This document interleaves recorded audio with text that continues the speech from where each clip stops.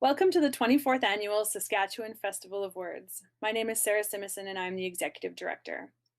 I would like to begin this year's festival by recognizing that the festival takes place and is broadcasting from Moose Jaw, Saskatchewan, located in the traditional lands referred to as Treaty 4 territory, the original lands of the Cree, Ojibwe, Saulteaux, Dakota, Nakota, Lakota, and the homeland of the Métis Nation.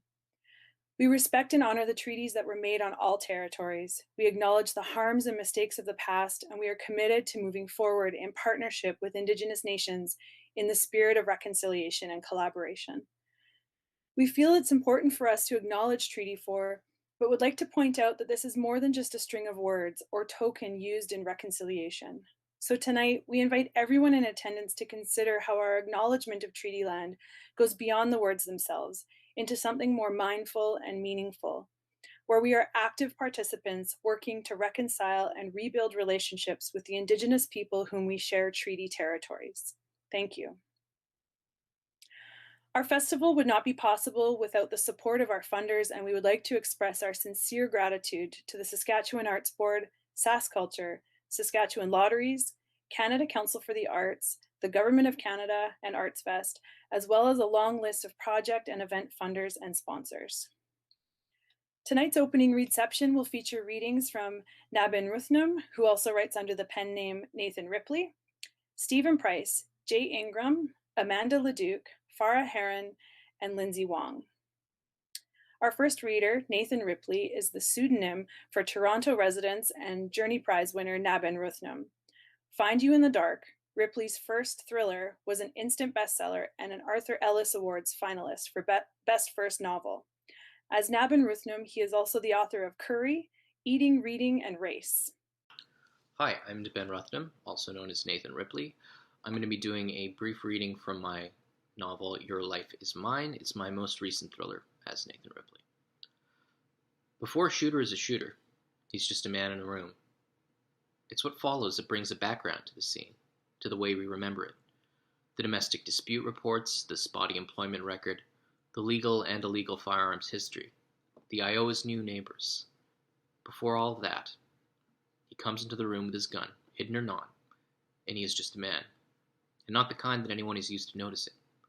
Not remarkably handsome and remarkably ugly, only in retrospect, after what he's done. On August 17, 1996, Chuck Varner walked into the Harlow Mall in Stillford, California, with a Beretta 92 FS in his waistband holster. I was there too. Chuck owned an AR-10 with an expensive post-manufactured scope, and had used it on the highway earlier that afternoon, but it wasn't suited to this final step. The radio, it was just the radio and television then, no digital feeds to warn us or lull us with repetitive news of imminent mass death, had said that there was a shooter, that death had come to some already and was likely headed to others soon. But the radio hadn't been able to say anything useful, anything actionable. The shooter was a man in a truck with a rifle. He'd shot from an overpass and people had died. It wasn't the radio's job to guess what would happen when he parked the truck, when he set the rifle down and picked up a different gun, when he picked a building to use it in. Chuck Varner chose the Harlow Mall months, even years before, seeing this panorama of waiting bodies and vivid lights in his fantasies and behind the paper targets in his practice drills. It was 2:30 p.m. No one with a day job would be there, unless they were taking a too late lunch or a lazily long break. The adults were mostly stay-at-home parents or the unemployed, Chuck told me. As always, I listened, absorbed, knowing I would be tested later. And because it never occurred to me that he could be anything but absolutely right. The mall was also full of kids, retirees, night workers like Chuck himself, but ones who drank heavily as part of their bat-hanging flipped schedules, and therefore looked worn. Chuck collected conversations, speculated about potential future disciples, and made ambitious plans for his followers, until he realized that he didn't especially care to carry any of them out. He cared about killing. Chuck never turned up anywhere in public looking strung out, haggard, anything but the upright leader of men he aimed to be. He slept 6 hours every morning, drank 2 cocktails max, no beer. Calisthenics, runs. At home, his family nurtured his routine with a full knowledge that it was the best way they could love him. That and listening to his gospel, following his drills and instilling his philosophy into the essence of their daily lives. Chuck could always count on his family. If Chuck read, or even if he watched documentaries about people like himself, he would know that this made him an outlier, remarkable in a certain way. He was happy at home. But that day, he didn't let happiness distract him from his purpose, from what he was there in the mall to do, looking tidy if casual, in a black t-shirt with an unreadable band name over top a skull logo, a costume that news outlets discussed in depth in the following weeks and months. Even I wasn't a distraction for him. He'd brought me as a witness. It was my reward. Because it was such a common sight in this mall, in any mall, it wasn't reported that the man who later held only a gun had come in holding a girl by the hand. Me.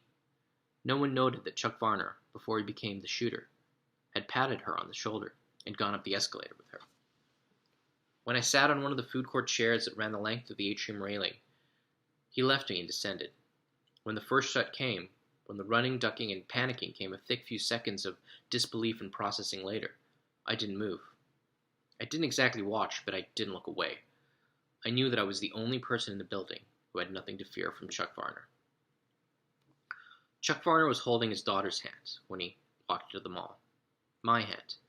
He took me up that escalator and told me that he loved me. He told me to walk away from the mall and go back to my mom once he was done, that everyone would be screaming and running, that no one would get in my way. He also said that if I didn't do just as Dad said, he would be very disappointed. That I should listen to him and trust that he was about to become everything that we'd ever talked about. He nodded at me as he went down the escalator, smiling and trying to do something with his eyes, achieving a look I'd never seen from him before. Then he got distracted and started touching the holstered Beretta through the fabric of his t-shirt, and by the time he reached the killing floor, I knew he'd forgotten about me absolutely. I was 7 years old, and I thought that Chuck won, that he did exactly what he said, that he updated the Bible in cordite and blood, and that no one would ever be the same. For my mother and me, that was true. Nothing was ever the same. Amanda Leduc is a disabled writer with cerebral palsy and author of the nonfiction book Disfigured on fairy tales, disability, and making space, out now with Coach House Books. Her first novel, The Miracles of Ordinary Men, was published by ECW Press. Her new novel, The Centaur's Wife, is forthcoming from Random House Canada. She lives and works in Hamilton, Ontario, where she serves as Communications and Development Coordinator for the Festival of Literary Diversity, FOLD, Canada's first festival for diverse authors and stories. Good evening, everyone. My name is Amanda Leduc, and I'm very excited to be here today for the Saskatchewan Festival of Words. I will be reading to you tonight from my book, Disfigured on Fairy Tales, Disability, and Making Space. Growing up, The Little Mermaid was my favorite fairy tale. I knew the Disney version first. Rebellious Ariel and her dashing Prince Eric, Scuttle the seagull, Sebastian the crab, Ursula the undulating octopus, Triton the powerful undersea king. 30 years later, I still know the lyrics to most of the songs in the film. My Little Mermaid was all red hair and purple seashells, dashing blue-eyed prince and scheming tentacled witch. My sister and I wore out our VHS tapes so quickly, my mother had to buy another. We spent long summer days being mermaids, throwing random objects into the deep end of our swimming pool and diving down to get them. We hummed to each other under the water and said that we were speaking. We pushed ourselves up to the side of the pool and splashed our legs so that water exploded around us, just as it did when Ariel sang the finale of Part of Your World. When we slept, we dreamed of the ocean. What I didn't realize then, what I wouldn't realize until many years later, was that I had already been a mermaid. Hadn't Ariel's longing for feet been my own dream when I moved around in my wheelchair? When I transitioned to crutches and then worked with a physical therapist to minimize my limp, hadn't I also dreamed of the jumping and dancing that Ariel sings about down in her sea cave with Flounder and Sebastian? Hadn't I also wanted the fairy tale ending that Ariel finds with her prince, someone who loves her and is willing to fight tooth and nail to have her in his life? I had wanted, still want, if I'm to be perfectly honest, all of these things. Saturated by the Disneyfication of the fable, I also believed I could get it. Weren't happy endings for everyone? If Ariel looked that much more beautiful in her white wedding dress as she stood on that ship, perhaps even more beautiful than she'd been as a mermaid, didn't that mean that I could also aim to be that much more beautiful as I stood in my own wedding dress? My own ideas of love and romance always involved a white wedding dress and a handsome prince, and they always involved standing, There were no mermaids, sure, but there were also no wheelchairs. There were no crutches. There was no limp in that walk down the aisle. Ariel, of course, had gained her legs by magic. I gained my legs by the decidedly less romantic practicalities of orthopedic surgery, practicalities that left me with a limp that wouldn't go away. Unlike in Ariel's case, the acquisition of my legs was not picture perfect, and as much as I wanted to believe it to be so, the happy physical ending I thought I had acquired by virtue of surgery and therapy was not, in the end, the kind of happy ending that was talked about in the stories I saw on screen. Years after I first saw the Disney film, I read the Hans Christian Andersen version of the fairy tale. Now, all these years later, I find myself focused on this image, the mermaid, mute and heartbroken, arcing that one long dive into the sea. She has been mutilated in a number of ways, her tail and tongue taken from her, her ability to connect with others stolen from her as a result of the witch's machinations. She has no hope of convincing the prince in this story, bedazzled as he is by the beauty and charm of his new bride. She is made, by virtue of her disability, less than what he might desire. How should we take this in this world of modern-day storytelling? Perhaps it's unrealistic to think that a different outcome could have visited this story, especially given the era of its provenance. The rudimentary beginnings of European Sign Language were just entering infancy during Andersen's time. Still, surely the Little Mermaid and her prince could have learned sign language of a kind, or communicated through gestures.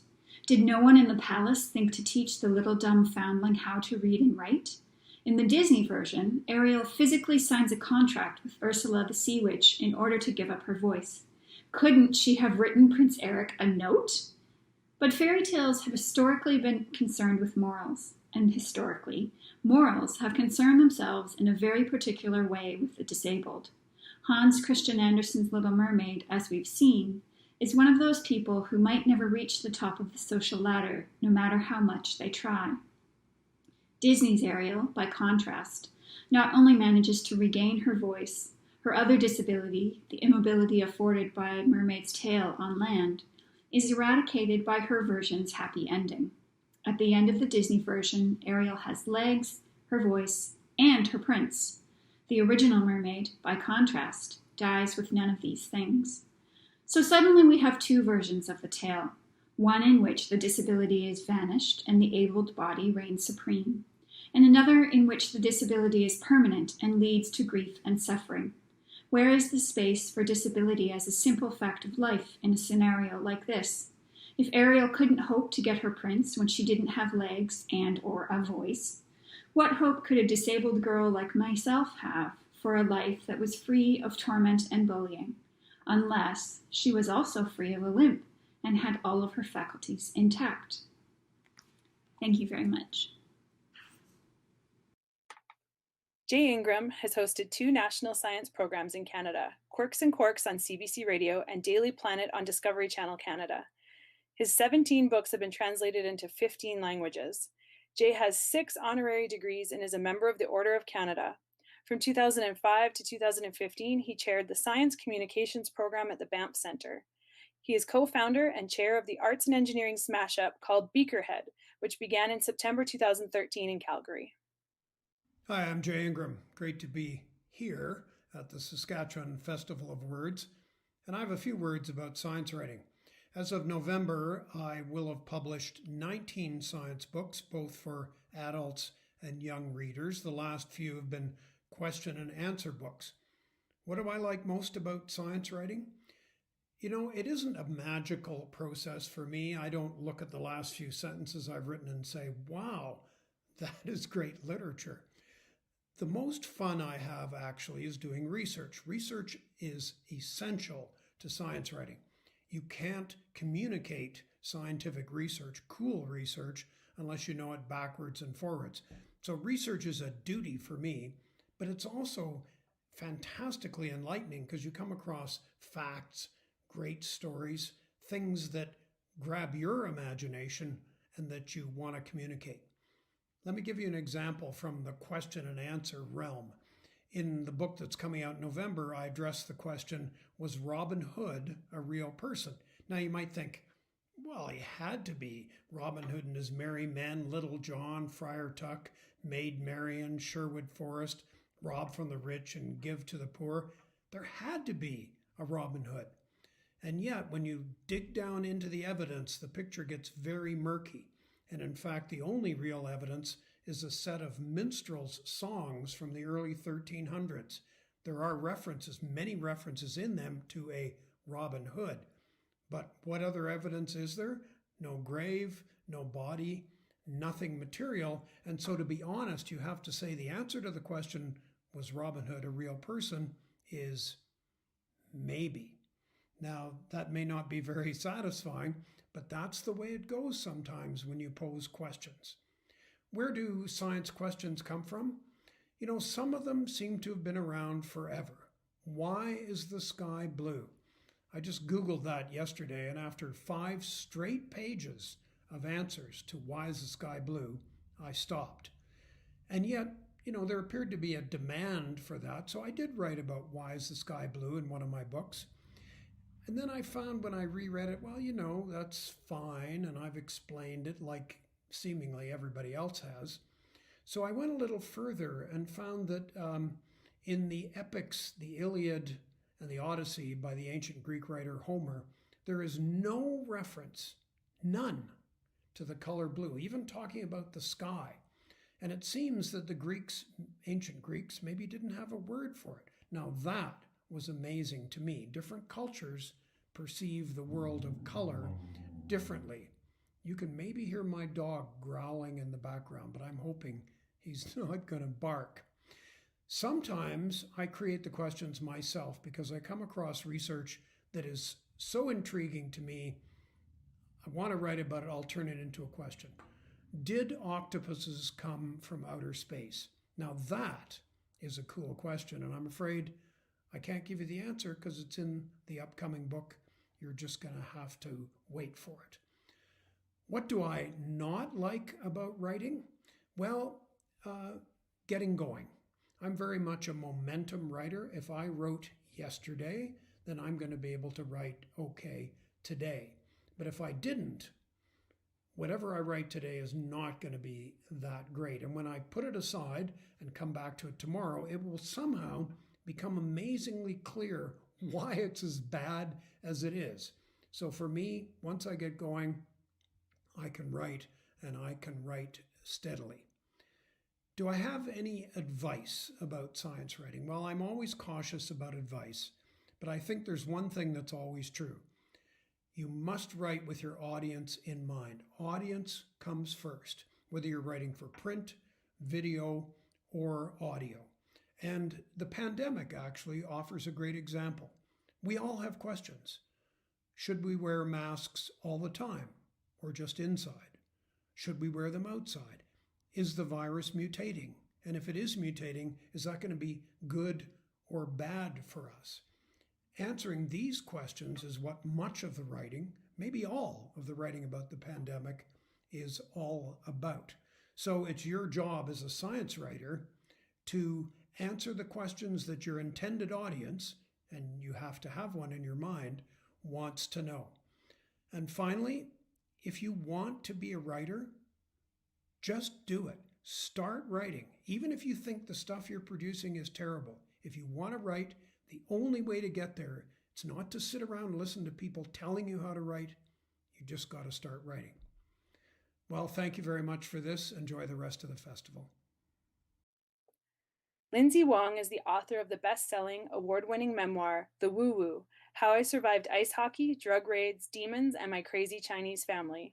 She has a BFA in creative writing from University of British Columbia, an MFA in literary nonfiction from Columbia University, and she is now based in Vancouver, Canada.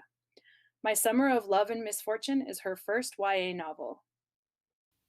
Hello, my name is Lindsay Wong, and I'm the author of The Woo Woo: How I Survived Ice Hockey, Drug Raids, Demons, and My Crazy Chinese Family. I'm going to be reading an excerpt from my new YA novel, My Summer of Love and Misfortune, which follows the misadventures of 17-year-old Iris Wang. She's just failed out of high school, doesn't get into any universities, and her parents have decided to send her to Beijing. Chapter 8. Who am I? Don't you love me anymore? I asked my dad in the nearly empty parking lot of the strip mall. He looks a little bit taken aback. It should only take a few seconds for him to respond in the affirmative. After all, I'm his only child, that I know of. Answer my question, I shout like a malfunctioning surround sound speaker. Due to the tragic absurdity of the past 72 hours, it could actually be that I'm a contraption made out of metal, lip gloss, and wires. I don't know who or what I am anymore. Don't you love me? My dad bleats back in the strip mall parking lot, his eyes twitching agitatedly. At least I know where my involuntary eyelid spasm comes from. I must have learned this truly shitty habit from my dad. You answer my question first, I yell. How hard is it for him to say yes?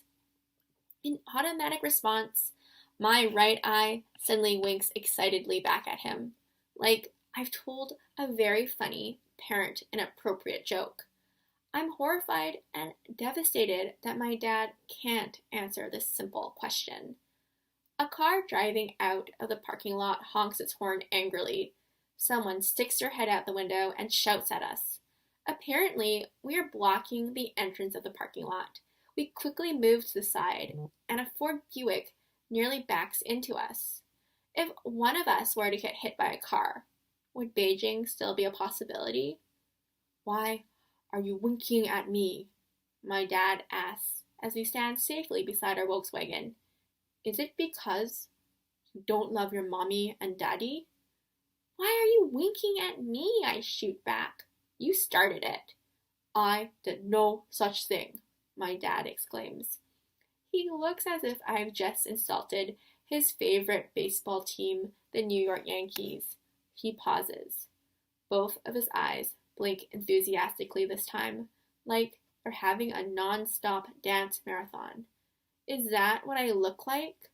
No wonder Samara ran away. No wonder Peter looked so scared of me. No wonder no one loves me, including my own father. Finally, my dad says, Iris, just get in the car. We are going home now. Fine, I say. But to be clear, are you sending me to Beijing because you don't love me anymore? Silence. Get in the car, Iris. I need to figure out how to change my dad's mind about Beijing.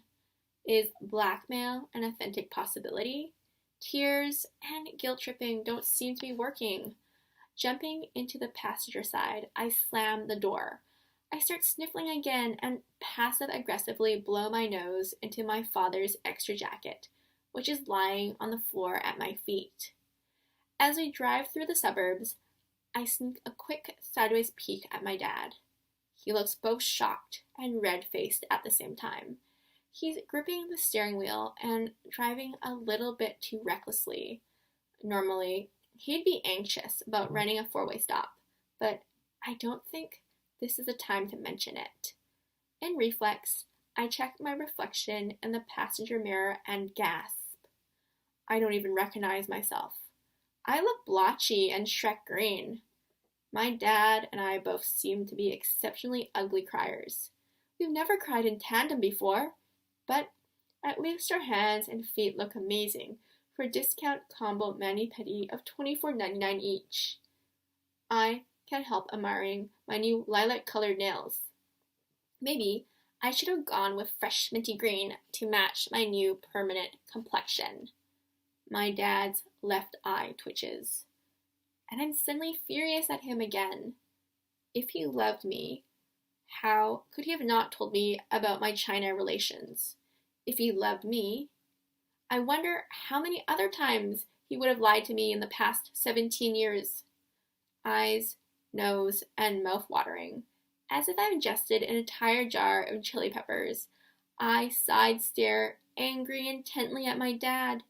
His knuckles grab the wheel tighter and tighter, and his face is pale and scrunched up like a Shar-Pei's neck. And that's when I realize that it all makes sense now. I must not even be his biological daughter. Thank you. Stephen Price's most recent novel, Lampedusa, was shortlisted for the Giller Prize and named Book of the Year by Globe and Mail, the CBC, and the Writers' Trust. He is the award-winning author of 2 novels, By Gaslight and Into That Darkness, and 2 books of poetry. He lives in Victoria, BC. My name is Stephen Price. I'm going to be reading to you an excerpt from the opening of my latest novel, Lampedusa. Lampedusa is set in Sicily in the 1950s and tells the story of Giuseppe Tomasi di Lampedusa, the real-life author of The Leopard.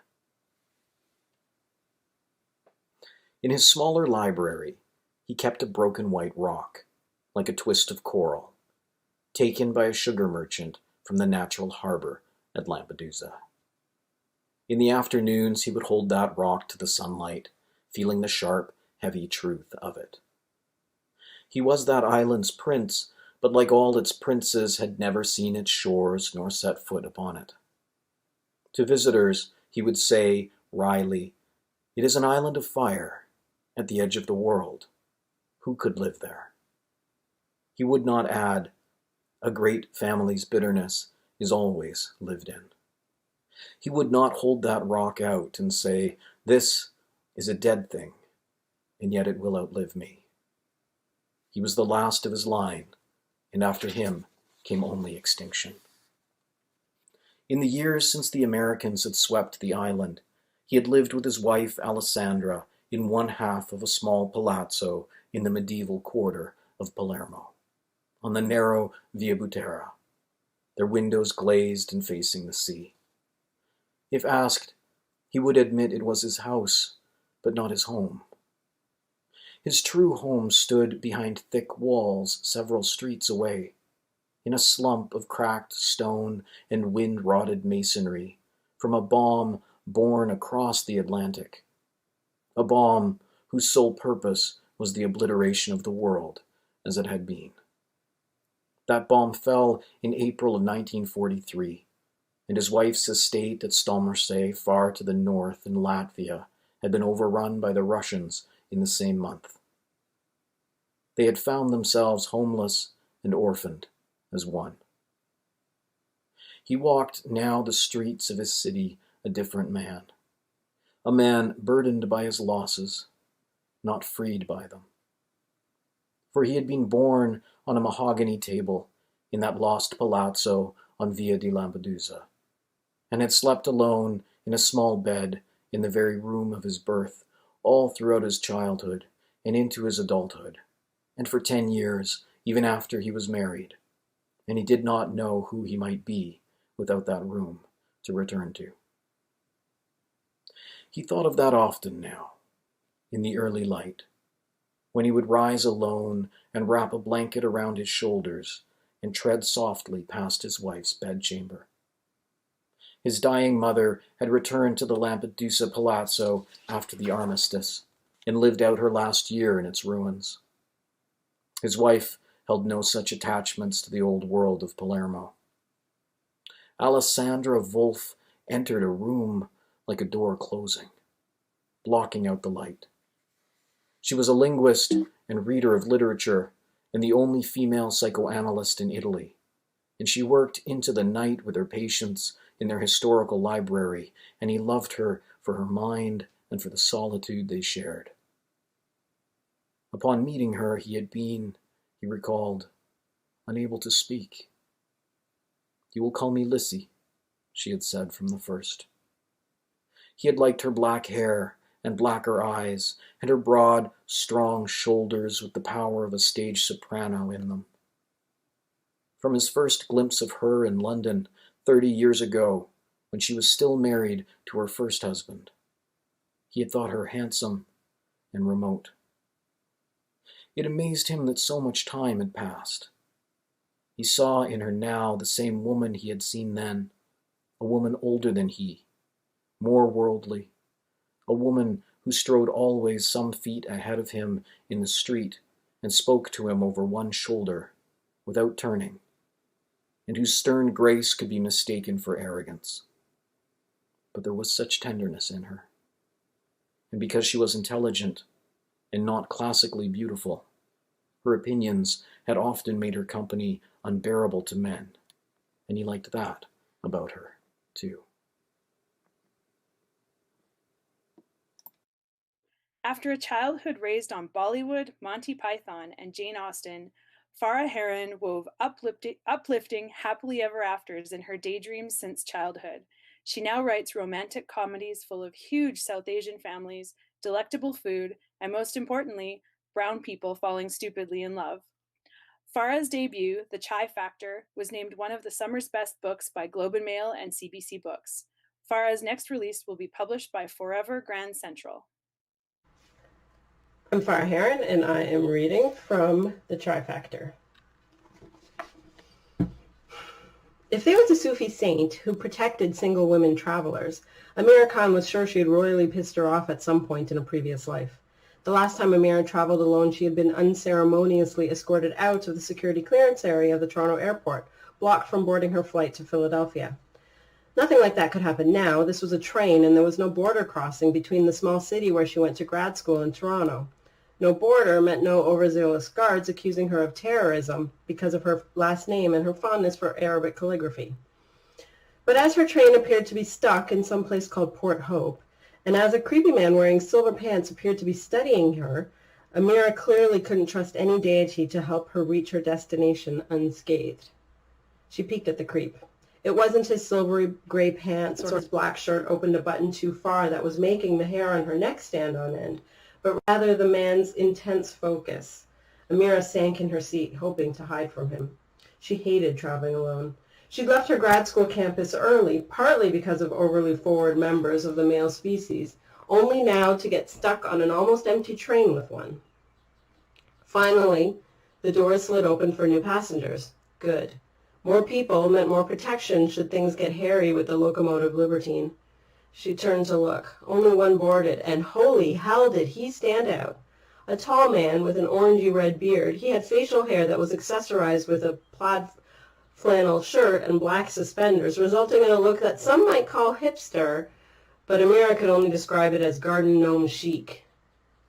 Sauntering down the aisle, he bobbed his head to whatever was playing through his earbuds. She guessed either southern rock or new country. Yep, either a hipster or a hick. She hoped that, whatever he was, he would keep walking past the 3 empty seats in her section, as she was not in the mood for small talk. His long legs strolled by and settled into the window seat diagonal to Mr. Silverpants. Good. Maybe with the lumberjack watching him, the libertine would stop drooling so openly. The doors shut, but the train stood still, holding at the Port Hope station. She checked the time. By her estimation, they had been waiting in Port Hope for 15 minutes now. This wasn't how her day was supposed to go. Amira had made the decision to come home early on impulse after desperately trying to write her final project report in her dorm room, while the undergrads in the common room played something called Fizz Buzz Woof, which, from what she could tell, was a drinking game based on long division. At 30 years old, dorm living wasn't ideal, but it was all she could afford.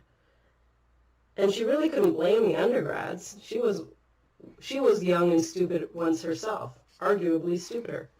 But thankfully, she was almost done grad school. She had worked so hard, and the final home stretch felt so good. Her report was due to her advisor in 2 weeks, and she had one more meeting on campus a week later. After 2 crazy hard years of work, she would be granted her Master's of Engineering in June. She would then be able to return to her consultant job at one of the city's biggest engineering firms, and those new letters after her name would hopefully mean a promotion within 2 years. Everything was falling into place. What could possibly go wrong at this point? Attention passengers, the loudspeaker on the train cackled. Due to mechanical problems, the passengers are asked to disembark at this time. A replacement train is en route and will arrive shortly. We apologize for any inconvenience. Amira groaned. Of course. Life always snuck in to kick her in the ass whenever she grew too smug. The Port Hope train station was tiny and hot and old. Not much more than a small one-room heritage building with arched windows and a wide roof overhang, and with 100 or so people from the train inside and outside the tiny stone building, now it was crowded. Amira wedged herself in the corner of the room and tried to blend in. "This is very bad luck, isn't it?" a thin voice behind her said. She turned. Crap. Silverpants had found her. His facial expression did not approve with closer vantage point, and he smelled overwhelmingly of too much cologne. She turned away looking at the window, hoping he would take the hint. "Are you from India?" he asked. Amira's jaw clenched as she turned back to him. His brown skin was just a hair lighter than her own, and while his English seemed fluent, his accent sounded like he could have arrived only yesterday from somewhere on the Indian subcontinent. "No," she answered. "Pakistan, then? Bangladesh?" "I'm Indian-Canadian," she deadpanned. He stepped closer. In the crowded station, it was barely noticeable that he had invaded her personal space, but Amira still tensed. Her eyes looked for an escape as his pants skimmed the full skirt of her dress. She needed to get out of this place. "Thank you." Thanks so much for joining us tonight. I would like to remind you that a portion of the proceeds from book sales is donated back to the festival from McNally Robinson, so please consider making your purchases there. You can do this online at www.mcnallyrobinson.com, or if you live in the Moose Jaw area, books can be purchased at our city's only bookstore, Post Horizon Booksellers, located at 57 High Street West. I hope you enjoyed tonight's readings and have planned your schedules for the next 6 days. We have 20 more events taking place through to Sunday, July 19th. And make sure you catch the final panel on Sunday, as we will be giving you a sneak peek into the author lineup for our 25th anniversary festival next July. See you then.